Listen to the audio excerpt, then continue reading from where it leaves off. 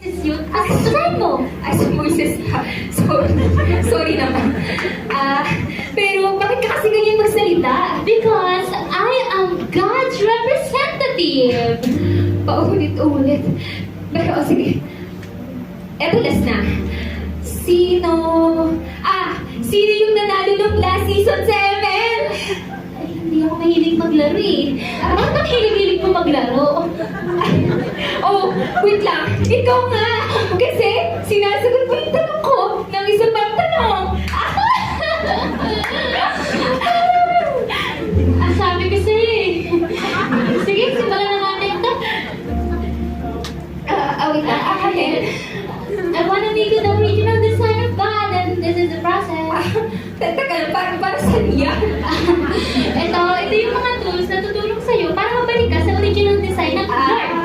Wait, kalpantero ka ba? Hindi si Joseph yun. Wait lang, kita talaga.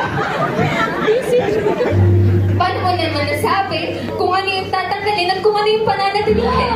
Good question. Tatanggalin ko lang naman yung mga bagay na hindi makakatulong sa'yo.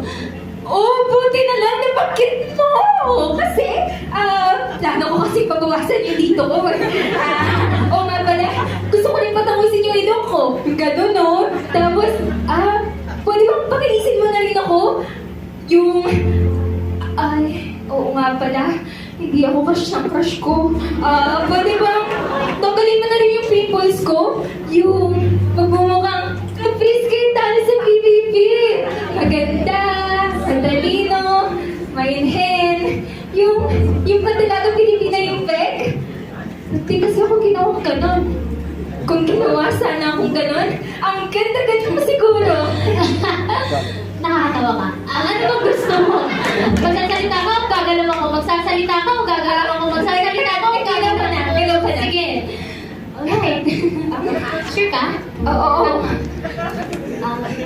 Lord, tulungan mo ko at gabayan na alisin ang mga bagay na ito sa kanyang buhay. To-overcome lahat ng hadlang sa pagkakatawag mo sa kanya. Tulad ng galit. Sama ng loob. Binigyan ka ng emosyon pero hindi mo ginagamit sa tamang paraan. Kinukumpara mo yung sarili mo sa iba. Woo! Tamad! Dito sa part na to, hindi mo to maiwan-iwan. May kabastusan. Teka lang, parang hindi na totoo yan. Hindi ka bastos? Gagawin ko kung ano ang gusto ko. Wait lang Alam kong inaayos mo ko pero okay naman ako. Maayos naman ako.